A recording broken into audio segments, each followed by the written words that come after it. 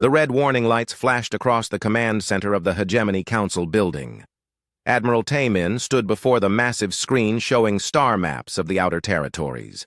His dark uniform bore the golden symbols of the Draconis Empire, one of the most powerful members of the Galactic Alliance.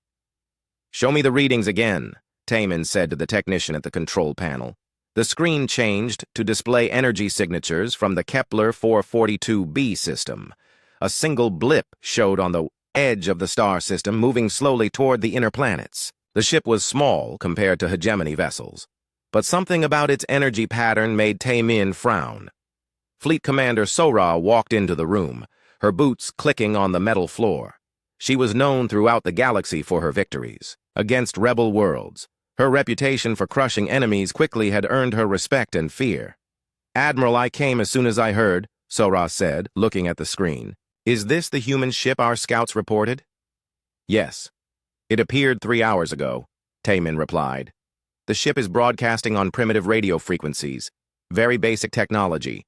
Sora laughed, a sound that echoed in the large room. "Humans? Those creatures barely learned to leave their homeworld 50 years ago. What could one of their ships want in our territory?" Captain Wu Jin entered the command center, carrying a datapad with intelligence reports. He was the youngest member of the War Council, but his analytical mind had helped solve many problems. His face showed concern as he approached the two senior officers. "Admirals, I have been studying the energy readings from this human vessel," Wu Jin said carefully. "There are some unusual patterns in their power output." Sora waved her hand dismissively. "Captain, these humans still use chemical rockets for some of their ships. Their most advanced vessels barely reach half the speed of our oldest transports. What could possibly concern us?" Wu Jin looked at his datapad again. "The energy signature is not matching any known human technology. Our intelligence says they use basic fusion reactors, but this ship shows readings that are different." "Different how?" Taemin asked, his interest growing. "The power levels are inconsistent. Sometimes the readings spike beyond what their technology should allow. Then they drop back to normal levels," Wu Jin explained. "It could be a malfunction in their systems." Sora turned away from the screen. "Or it could be our sensors picking up interference from the nearby nebula." "Captain, you worry too much about these primitive species." The main screen suddenly changed to show an incoming message.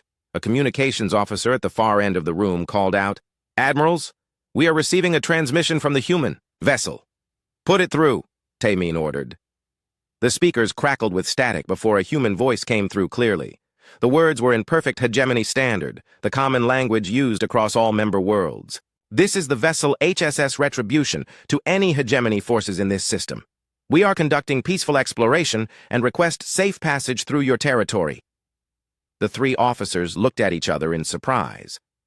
Few humans spoke Hegemony, standard so well. "They speak our language better than most member species," Wu Jin observed. "Probably learned it from our merchant ships," Sora said. "These young species always try to copy us." Taemin studied the display showing the human ship's position. "What are they exploring in our territory?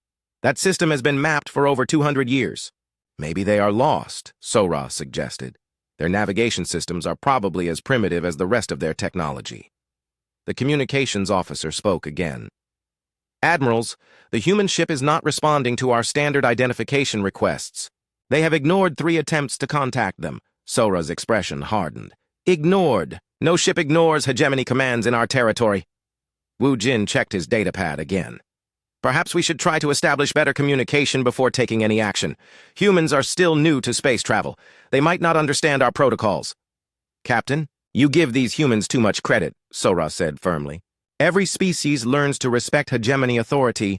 If they cannot follow simple rules, they must be taught." Taemin nodded slowly. "Commander Sora is right. We cannot allow any ship to ignore our authority. It sets a bad example for other species." The Admiral walked to the main control panel and activated the fleet communication system. His voice carried across the command center as he spoke into the microphone. "This is Admiral Taemin to all ships of the 7th Fleet. Prepare for immediate deployment to the Kepler 442b system. We have an unidentified human vessel that requires investigation." Within minutes, reports came in from ship captains across the fleet. 847 vessels began powering up their engines. The massive dreadnoughts activated their main weapons systems. Cruisers and destroyers formed into attack formations. Sora smiled with satisfaction as she watched. The fleet status display. This will be quick and simple. One small human ship against our entire 7th Fleet. Should we not try diplomatic contact first? Wu Jin asked. The humans may simply be confused about our territorial boundaries. Captain, diplomacy works when both sides understand power, Taemin explained. These humans need to see our strength before they will listen to our words. The 3 officers watched as the fleet moved into jump formation. The massive ships looked beautiful and terrible as they prepared to leap across space to the distant system. How long until the fleet reaches the target? Sora asked. 6 hours for the main force, the navigation officer replied. The fast scouts will arrive in 4 hours. Wu Jin continued studying his datapad, his frown deepening. Admirals, I am still seeing strange readings from the human ship. Their energy output just increased by 300% for exactly 30 seconds, then returned to normal. Probably testing their weapon systems, Sora said. Let them test all they want. Our shields can handle anything they might have. Taemin looked at the star map showing their fleet's route. What do our intelligence files say about human military capability? Very limited, Wu Jin replied, reading from his data. They have small fleets protecting their home system and a few colonies. Their largest ships are maybe 1/10 the size of our cruisers. Weapon technology is basic plasma cannons and missile systems. And they sent 1 ship into our territory. Sora laughed. Either they are very brave or very stupid. Or very lost, Taemin added. Once we capture this vessel, we can examine their navigation systems and see how they ended up so far from home. The command center buzzed with activity as officers prepared for the mission. Fleet status reports came in every few minutes. Ship captains confirmed their readiness for combat. Wu Jin approached Taemin privately. Admiral, may I suggest we bring extra sensor equipment? If this human ship has new technology, we should study it carefully. Good thinking, Captain. Order the research vessels to join the fleet. As the hours passed, the 7th Fleet jumped through space toward the distant system. Each ship carried enough firepower to destroy a small planet. The combined force was designed to crush any enemy quickly and completely. Sora stood at the observation window, watching stars streak past. As their command ship traveled through hyperspace, I almost feel sorry for these humans. They have no idea what they have gotten themselves into. Taemin joined her at the window. Every species must learn their place in the galaxy. The humans will learn today. But in the back of the command center, Captain Wu Jin continued studying the energy readings from the human ship. Something was not right about those power signatures. He had seen similar patterns before, but could not remember where. As the fleet approached the target system, Wu Jin made a decision. He would recommend extreme caution when they encountered the human vessel. His instincts told him this mission might not be as simple as his commanders believed. The 7th Fleet dropped out of hyperspace at the edge of the Kepler 442b system, their weapons charged and ready for battle. The 7th Fleet emerged from hyperspace in perfect formation.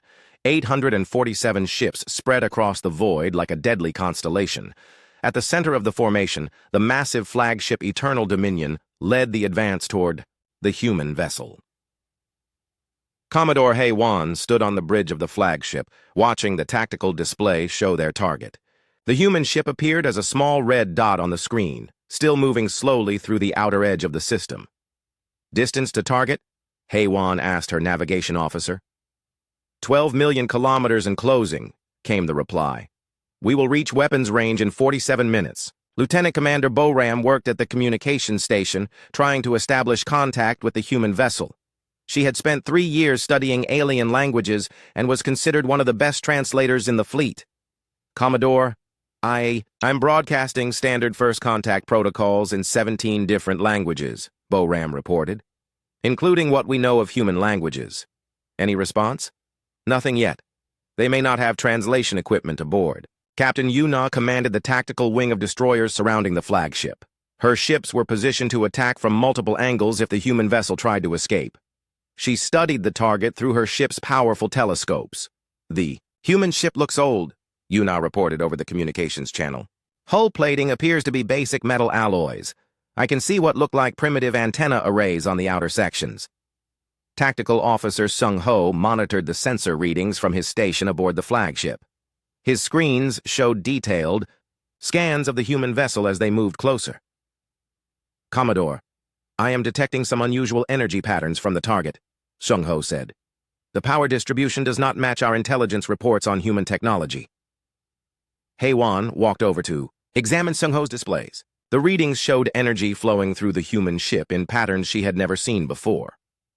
What kind of power source could create those readings? She asked. Unknown, Commodore. Our computers cannot identify the energy type. It might be a new fusion design we have not encountered. On the main view screen, the human ship grew larger as they approached. The vessel was smaller than even their escort frigates, but something about its design seemed strange. Captain Yuna's voice came through the communications system again. Commodore, my weapons officers are reporting difficulty getting target locks on the human ship. Our targeting computers keep losing the signal. Sensor interference? Hei-Wan asked. Possibly. The energy patterns from their ship might be causing problems with our systems. Lieutenant Commander Bo Ram suddenly straightened at her station. Commodore, I am receiving a transmission from the human vessel. Put it through on the main speakers. The bridge fell silent as a human voice filled the air. The words were spoken in perfect hegemony standard, with no accent or translation errors. This is Captain Ne Young of the Human Space Service vessel Retribution. We have received your communications and understand your concerns about our presence in this system. Hei-Wan exchanged glances with her officers. The humans spoke their language better than some member species who had been part of the hegemony for centuries. Continue the transmission, Hei-Wan ordered. The human voice continued. We are conducting scientific research in this region of space. Our mission is peaceful and we pose no threat to hegemony interests. Bo Ram activated the outgoing transmission system. Human vessel, this is Commodore Hei-Wan of the Hegemony 7th Fleet. You have entered restricted territory without authorization. Please prepare to be boarded for inspection. There was a long pause before the human responded. Commodore, we must respectfully decline your request. Our vessel contains sensitive research equipment that cannot be examined by outside parties. The bridge crew looked shocked. No ship had ever refused a hegemony boarding order. Captain Yuna's voice crackled over the communications channel. Commodore, should I move my ships into attack formation? Hei-Wan held up her hand for patience. Human vessel, you are vastly outnumbered and outgunned. Compliance with our inspection is not optional. Another pause, then the human voice returned. Commodore, we appreciate your position. However, we must ask that you withdraw your fleet from this system immediately. Tactical Officer Sung Ho turned from his station with wide eyes. Commodore, did they just order us to withdraw? They cannot be serious, Bo Ram said. One small ship against our entire fleet? Hei-Wan activated the fleet communications channel. All ships maintain current positions but charge weapons systems. The human vessel is being uncooperative. Across the fleet, hundreds of ships began powering up their plasma cannons and missile launchers. The combined firepower was enough to destroy a small moon. The human transmission came again.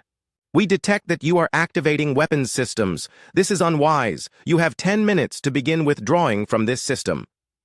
Captain Yuna's ships moved into combat formation around the human vessel.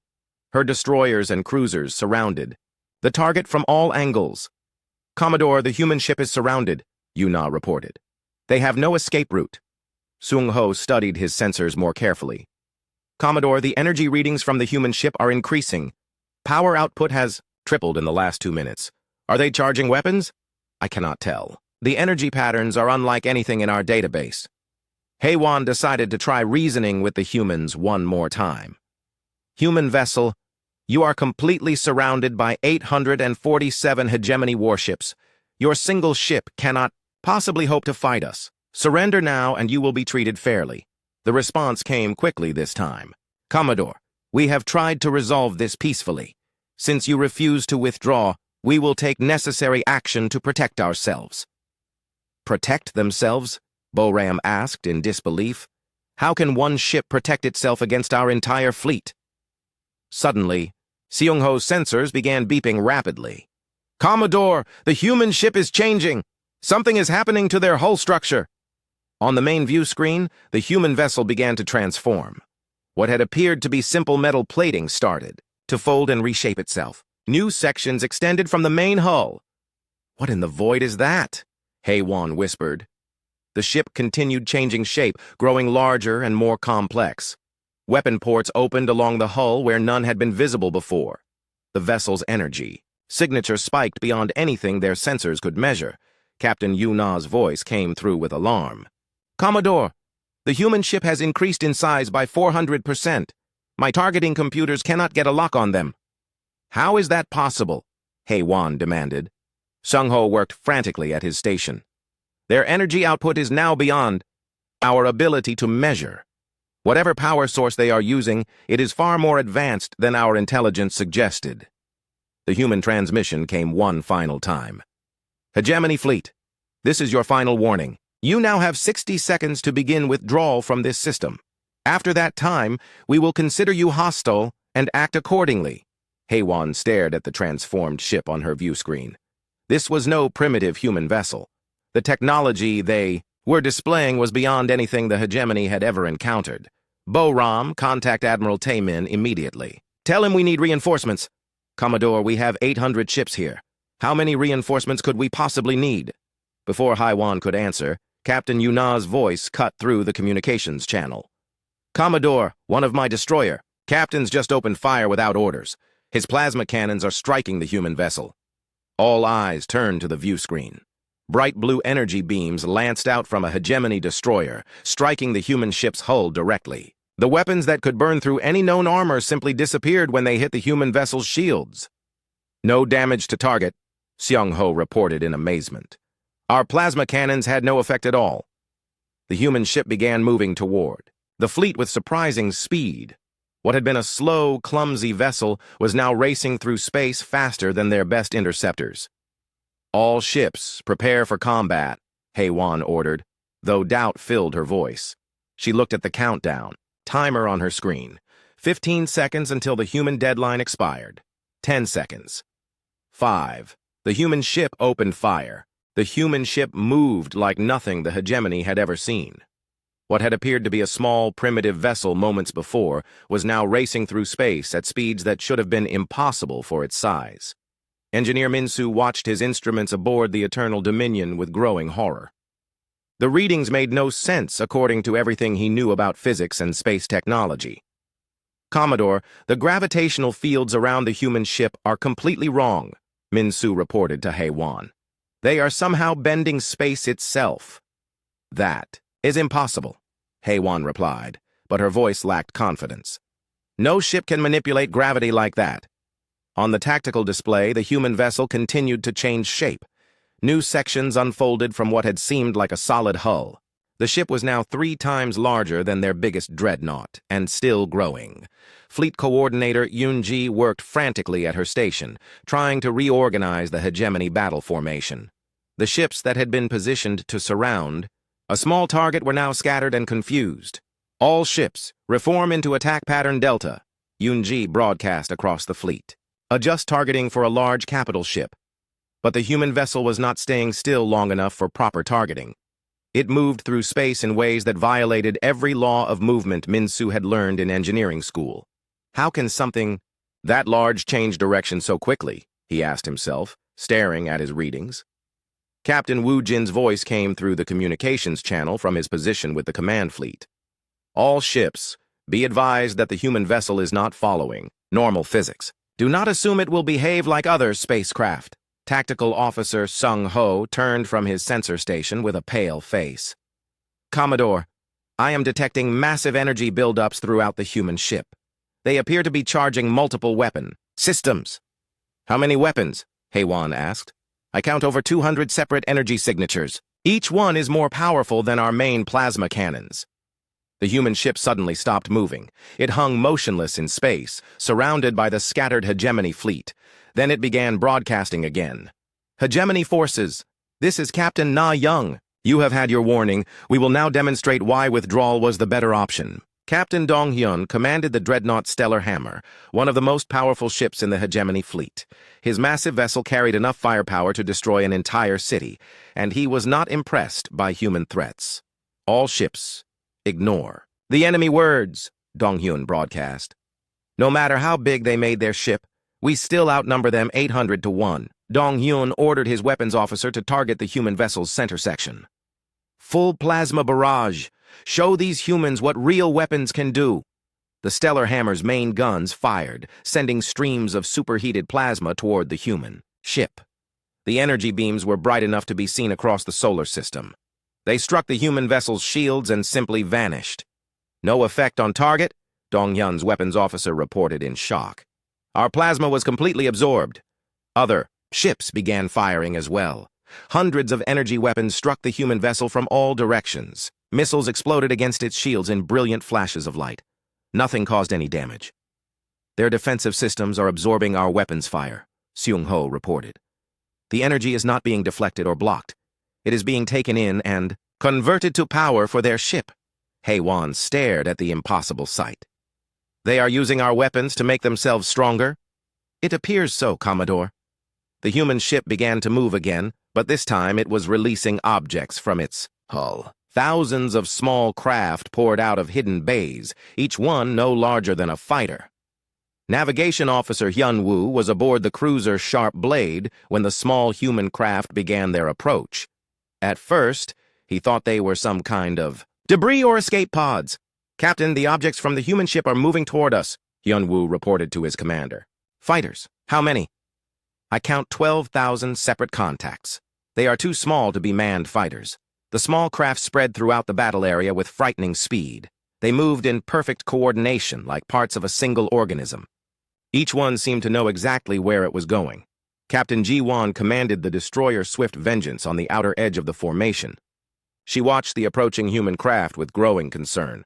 Weapons, target those small ships, Ji-won ordered. Do not let them get close. Her destroyer's point defense guns opened fire, sending rapid bursts of energy toward the approaching craft. The weapons that could destroy incoming missiles and fighters seemed to have no effect on the human machines.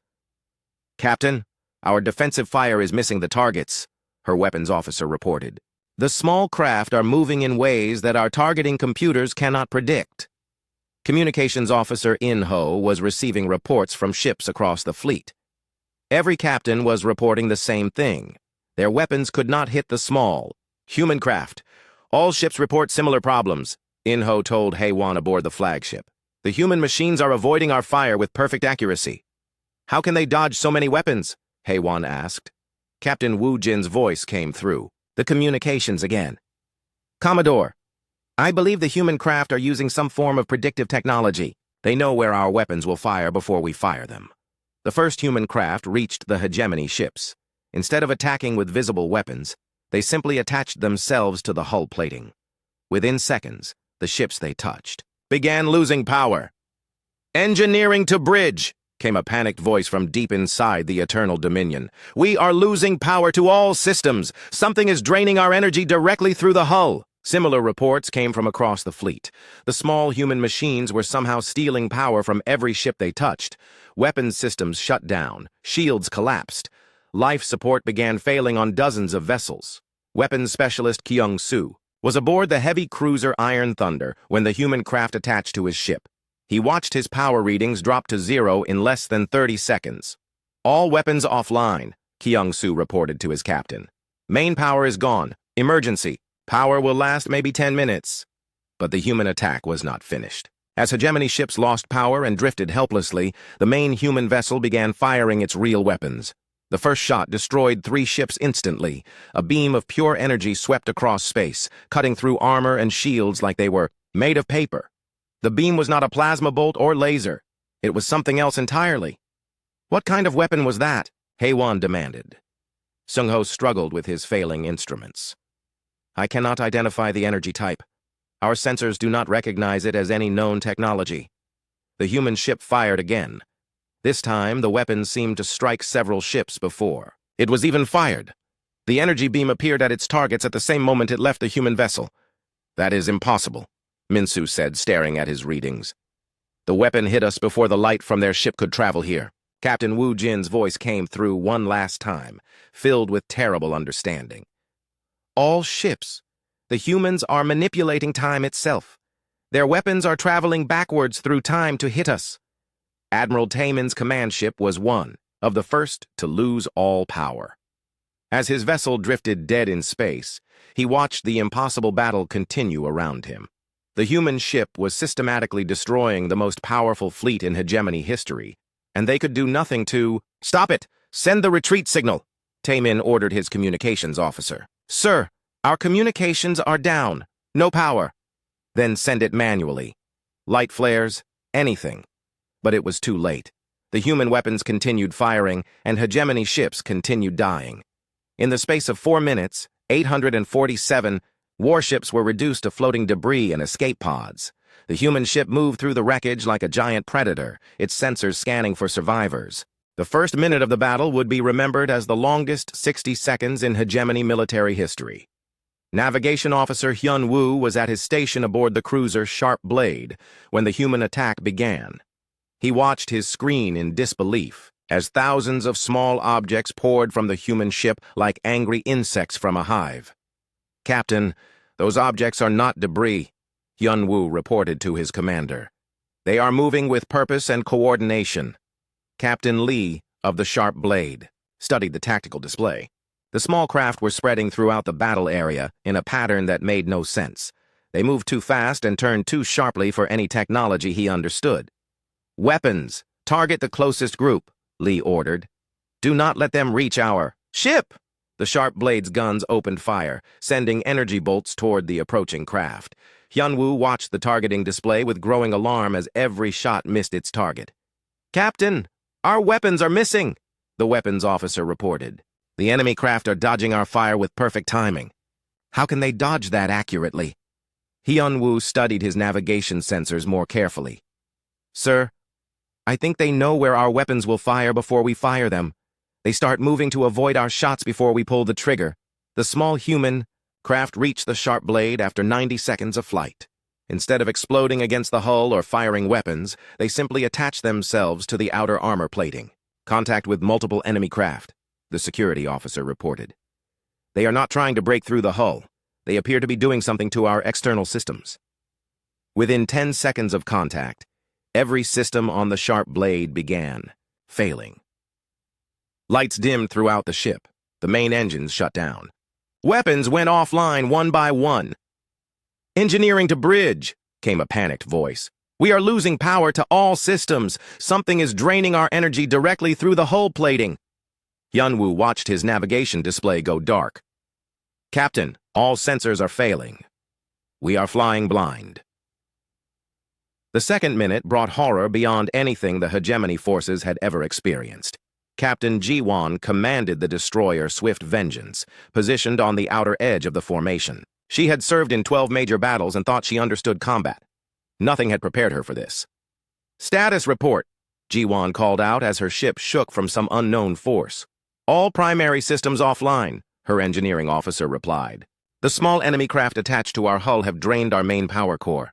We are running on emergency power only." Ji-won looked out the bridge windows at the battle raging around them. Hegemony ships drifted powerless while the massive human vessel moved between them like a predator among helpless prey. "Weapons status?" "All. Weapons offline, Captain. Even our emergency plasma cannons will not fire." Communications Officer In-ho was trying desperately to maintain contact with other ships in the fleet. His equipment was failing, but he could still receive some transmissions from vessels that still had power. "Captain, I am receiving reports from across the fleet," In-ho said. "Every ship that has been touched by the small enemy craft has lost power. No exceptions."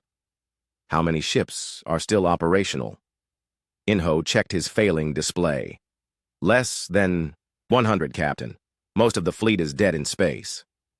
Ji-won watched through her viewports as the human ship began firing its main weapons. The first shot was a beam of energy unlike anything she had ever seen. It was not plasma or laser. The beam seemed to bend space itself as it traveled. The energy struck 3 hegemony cruisers simultaneously. They did not explode or burn. They simply ceased to exist. Where powerful warships had been moments before, there was only empty space.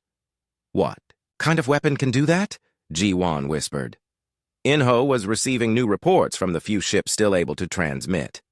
"Captain, other ships are reporting that the enemy weapons appear to strike before they are fired. Multiple captains say They saw the damage before they saw the weapon beam. That makes no sense. I know, Captain, but every report says the same thing. The third minute marked the beginning of the end for the 7th Fleet. Weapons Specialist Kyung-soo was aboard the heavy cruiser Iron Thunder when the human ship's main guns turned toward his vessel.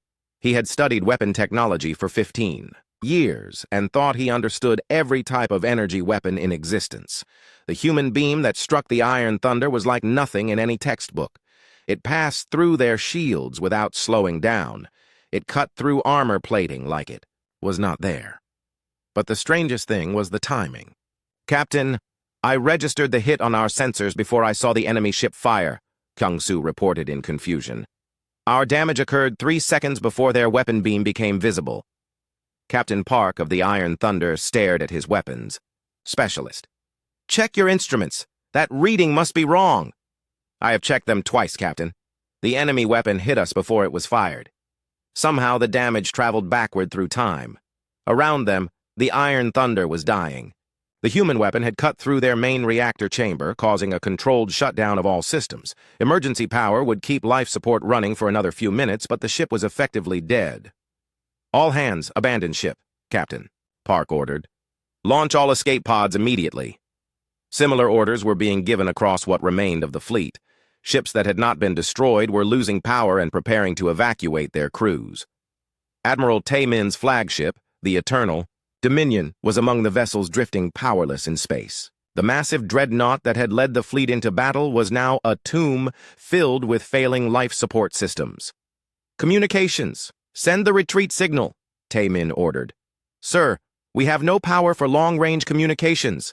"His communications," officer replied. "The enemy devices attached to our hull have drained everything." "Then use the emergency beacon. Signal all ships to withdraw immediately." "Admiral, most of our ships cannot move. They have no engine power." Tae-min looked at the tactical display, one of the few systems still running on emergency power. Red symbols marked the positions of destroyed vessels. Yellow symbols showed ships that were disabled but still intact. Only a handful of green symbols remained, representing ships that were still operational. "How many ships do we have left?" he asked. 43 vessels still have partial power," his tactical officer replied.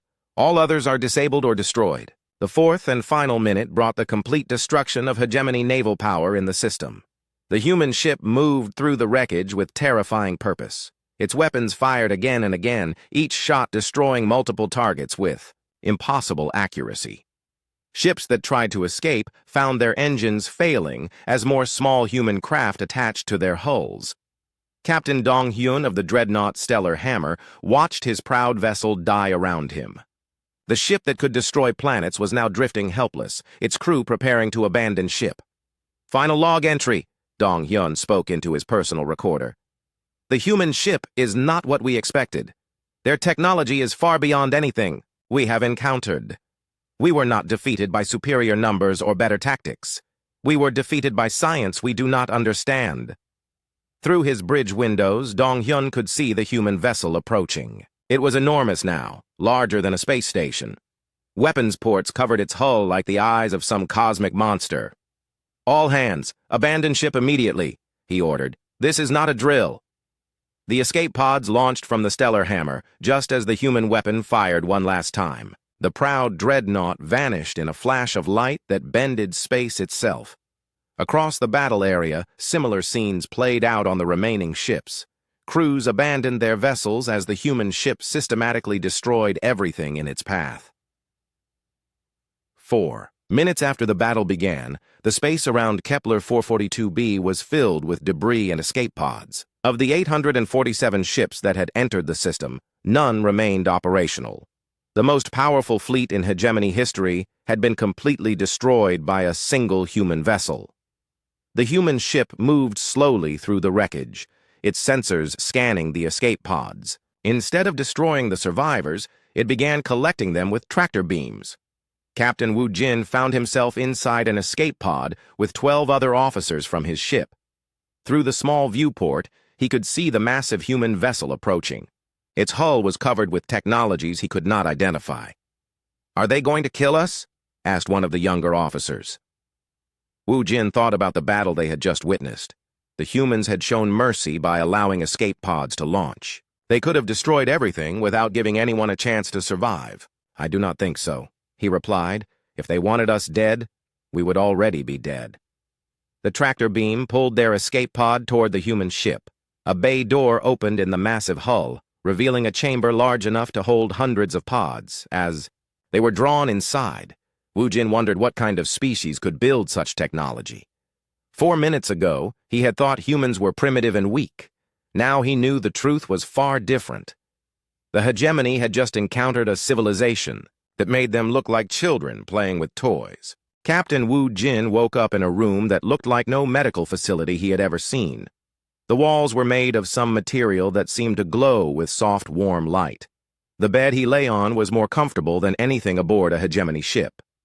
He sat up slowly, expecting to feel pain from injuries sustained during the battle. Instead, he felt completely healthy. Better than healthy, actually. His old back injury from a training accident years ago was completely gone. "You are awake," said a voice in perfect hegemony standard. Wu Jin turned to see a human walking toward him. The alien was tall and thin, with pale skin and dark hair. He wore a simple blue uniform that looked nothing like military clothing. I'm Dr. Jae-hyun, Chief Medical Officer of this vessel," the human said with a slight smile. "How are you feeling?" "I feel very good," Wu Jin replied carefully. "Better than I have felt in years. Our medical technology repaired some old injuries while treating you for shock and minor radiation exposure. You were in an escape pod for several hours before we retrieved you." Wu Jin looked around the medical bay. Other hegemony survivors lay in similar beds, all being tended by human medical staff. Everyone appeared to be receiving excellent care. "How many of us survived?" Wu Jin asked. "We recovered 837 individuals from escape pods and damaged ships," Dr. Jae-hyun replied. "All are alive and will recover fully." 800 out of nearly 50,000 crew members, Wu Jin said quietly. "I am sorry for your losses. War is always tragic, even when it is brief." Wu Jin studied the human doctor's face. "You do not seem like a primitive species to me." Dr. Jae-hyun laughed, a sound that was somehow both sad and amused. "Primitive? Is that what your government told you about us?" "Our intelligence report said humans had only recently developed space travel. Your ships were supposed to be slow, and your weapons basic." "Your intelligence was looking at what we wanted them to see," the doctor replied. "We have been watching hegemony expansion for over 200 years. We know exactly what kind of technology you possess and how you use it against other species." Commodore Haewon was in the bed next to Wu Jin. She had been listening to the conversation with growing alarm. 200 years? She asked. "But humans only made first contact with galactic civilization 50 years ago." Dr. Jae-hyun nodded. "First official contact, yes. We had been observing your activities long before that. We needed to understand what kind of neighbors you would be." Engineer Min-soo was in another bed nearby. His engineering mind was trying to process what he had witnessed during the battle. "Doctor, the technology your ship displayed is impossible, according to our understanding of physics," Min-soo said. "How do you manipulate gravity and time the way we observed?" "Your understanding of physics is limited by what your scientists have discovered so far," Dr. Jae-hyun replied. "We have had much longer to study the universe. Much longer." "How much longer?" Wu Jin asked. Before the doctor could answer, another human entered the medical bay. This one wore a different uniform, dark gray with silver markings. The human was female, with short black hair and eyes that seemed very old despite her young appearance. "Dr. Jae-hyun, our guests are ready for the next phase of their education," the woman said. "Of course, Commander Na-young. Gentlemen, this is the captain of our vessel." Commander Na-young looked at the 3 hegemony officers with an expression that was difficult to read. Not hostile, but not particularly friendly either. "I hope you have been treated well," she said. "We do not make war on helpless survivors." "You destroyed our entire fleet in 4 minutes," Commodore Haewon said. "How is that possible?" "Your fleet was designed to fight enemies with technology similar to your own," Na-young replied. "We are not such an enemy." She gestured for them to follow her. "Come. There are things you need to see before we return you to your people." The survivors followed Commander Na Young through corridors that defied everything they thought they knew about ship design. The passages were larger than needed, with walls that seemed to extend much further than the ship's external dimensions would allow. "How big is this ship?" Minsu asked. "Bigger than it appears from outside," Na Young replied. "We fold space to create more internal room, standard practice for long-range exploration vessels." They entered a large chamber with windows that showed the space around the ship. Wu Jin could see the debris field from the battle scattered across thousands of kilometers. "This was not a warship," Na Young said, noting their stares. "This is a scientific research vessel. We study stellar formation and planetary development." "A research ship destroyed our entire fleet?" Heywan asked in disbelief. "A research ship equipped with standard defensive systems," Na Young corrected. "What you encountered today would be considered light armament by our military standards." She touched a control panel, and the windows changed to show images of other human ships. The vessels in the display were enormous, dark shapes that looked nothing like the ship they were on. "These are actual warships from our home fleet," Na Young explained. "Each one could destroy your entire hegemony in a matter of days." Wu Jin stared at the images. The ships were the size of small moons, covered with weapons and technologies he could not begin to understand. "Why are you showing us this?" he asked. "Because you need to understand what you are dealing with," Na Young replied. "Your hegemony has been expanding across the galaxy for 800 years, conquering and absorbing other species. You have grown used to being the strongest power in your region of space." She touched another control, and the display changed to show a map of the galaxy. Large sections were marked in different colors. "The red areas show hegemony territory," Na Young explained. "The blue areas show human territory." Wu Jin felt his heart sink. The blue areas covered more than half the galaxy. Human territory was enormous compared to the hegemony's holdings. "This is impossible," Haiwan whispered. "We have explored most of the galaxy. We would have detected your presence." "You have explored the areas we allowed you to explore," Na Young said. "We have been very careful to remain hidden until now." "Why?" Minsu asked. "With technology like this, you could have conquered the entire galaxy centuries ago." Commander Na Young was quiet for a long moment before answering. "Because conquest is not our way. We prefer to let other species develop naturally. We only intervene when necessary." "And now it is necessary?" Wu Jin asked. "Your hegemony has reached the point where your expansion threatens other developing civilizations," Na Young replied. "Species that deserve the chance to grow and learn without being conquered or absorbed." She touched the control panel again, and the display showed images of various alien worlds. Some were beautiful garden planets. Others showed the remains of destroyed cities. "These are worlds your hegemony has conquered in the past 50 years, Na Young explained. 17 different species, each with their own unique culture and knowledge, all now part of your empire." Wu Jin recognized some of the worlds from military reports. The hegemony called them successful integration operations. "We offered them membership in our alliance," Heywan said defensively. "They were given the choice to join willingly." "Choice?" Na Young's voice became colder. "Surrender or be destroyed is not really a choice."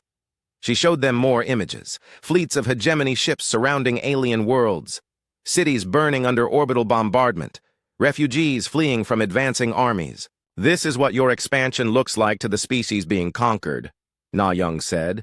"This is why we can no longer remain hidden." The three hegemony officers stood in silence, looking at images of destruction caused by their own civilization. Wu Jin had always believed they were bringing order and prosperity to less advanced species. These images showed a different truth. "What happens now?" he asked quietly. Commander Na Young turned off the display and looked at them directly. "Now you return to your people with a message. The hegemony's expansion ends today. You will withdraw from 12-star systems immediately and release the species you have conquered in the past century. Our government will never agree to those terms," Heywan said. "Then your government will learn what war with humanity really means," Na Young replied. "What happened to your fleet today was a gentle warning. If we must use force again, the consequences will be far more severe." She led them back toward the medical bay where other survivors were being prepared for transport. You have 1 month to begin compliance with our requirements, Na Young said. After that, we will take more direct action. As they walked through the impossible corridors of the human ship, Wu Jin wondered how the hegemony could possibly respond to this threat. They had just learned that everything they believed about their place in the galaxy was wrong. Humanity had returned to reclaim their place among the stars, and the hegemony was about to discover what that really meant. The emergency session of the Hegemony Council had been going on for 18 hours. Admiral Taemin stood before the circular chamber, where representatives from 47 member species debated the crisis that had shattered their understanding of the galaxy. Explain again how a single ship destroyed our most powerful fleet, demanded Councillor Vex Tar of the Centauri Republic. Taemin looked tired. He had repeated his report 6 times already, but the council members still struggled to accept what had happened. The human vessel was not what it appeared to be, Taemin said patiently. Our intelligence was completely wrong about their technological capabilities. They possess science that is centuries ahead of our own. 1 ship, repeated Councillor Jendai from the Outer Rim territories. 847 of our vessels destroyed by 1 enemy ship. It was not really 1 ship, Captain Wu Jin said from his position at the witness table. The vessel transformed during the battle. It became something much larger and more complex than what we initially observed. Intelligence Director Sang Wook stood up from his seat in the observation area. He had spent the past 3 days analyzing every piece of data recovered from the battle. Council members, we have examined all sensor records from the surviving ships, Sang Wook announced.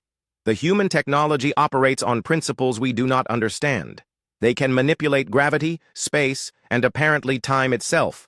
The chamber erupted in voices as council members argued among themselves. Some demanded immediate military retaliation. Others suggested diplomatic contact. A few called for complete withdrawal from human territory. "Order!" shouted the council speaker, activating the sound dampeners to quiet the room.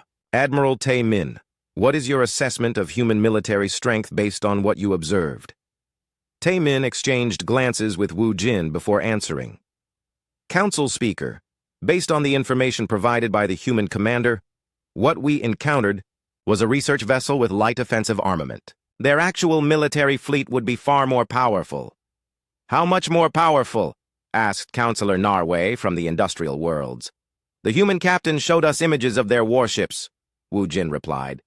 Each vessel appeared to be the size of a small moon. If their defensive technology is proportionally advanced, a single human warship could potentially destroy our entire military force. The council chamber fell silent. The implications of facing such overwhelming technological superiority were beginning to sink in. Intelligence Director Sang Wook activated the main display screen. Council members, we have also discovered that human territory covers approximately 60% of the galaxy. They have been hiding their presence from us for centuries. The display showed a galactic map with human territory marked in blue. The vast extent of human space made hegemony holdings look tiny by comparison.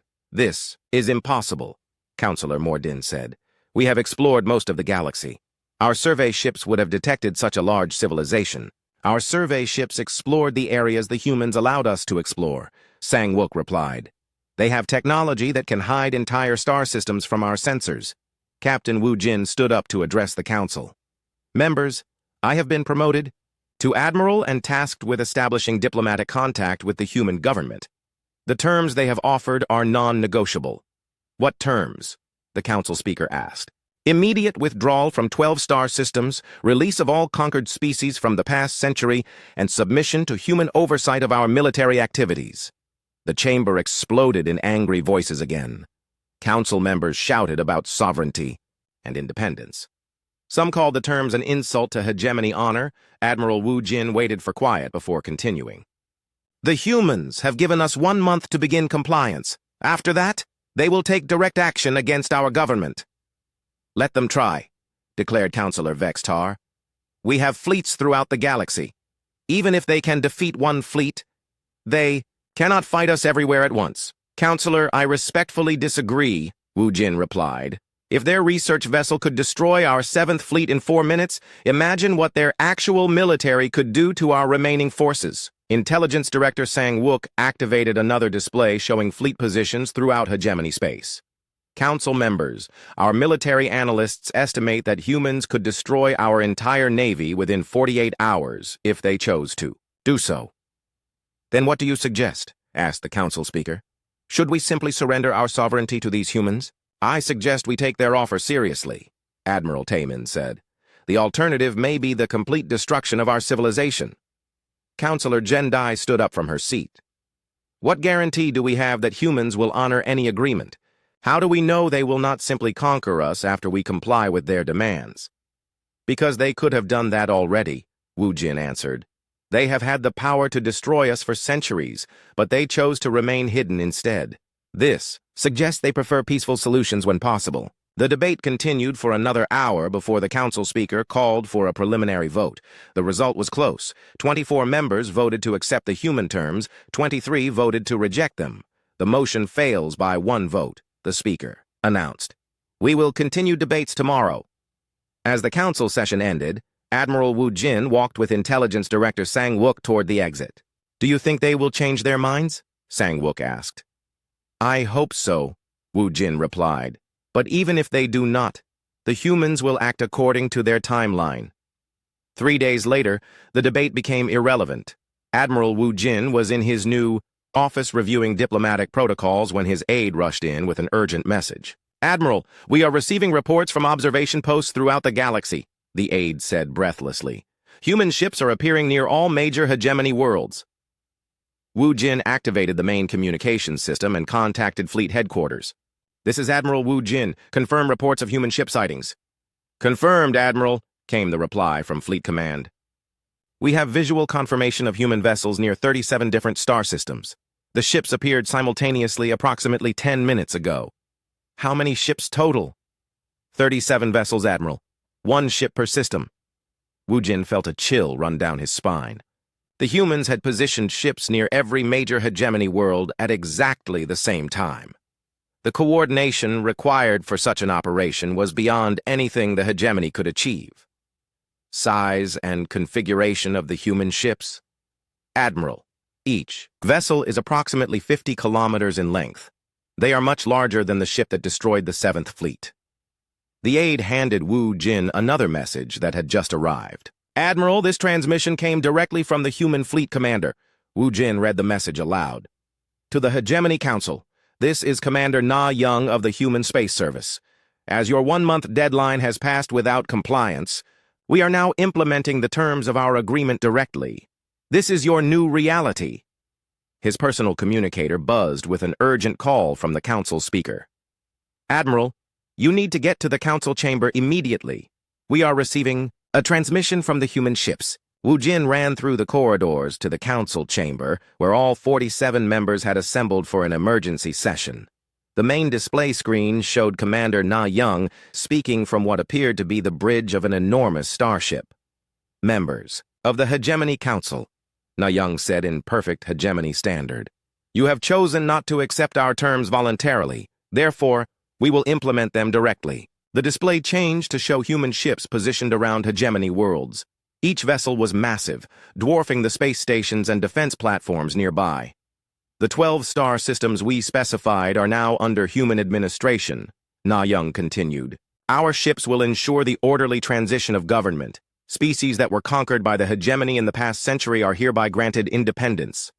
Councillor Vex Tar stood up angrily. This is an act of war. We demand that you withdraw your forces immediately. Councillor Vex Tar of the Centauri Republic, Na Young replied, somehow knowing exactly who had spoken. Your military forces consist of 43 active warships and 18 defense stations. Our single vessel positioned near your homeworld could destroy all of them in approximately 90 seconds. Do you wish to test this claim? The councillor sat down without another word.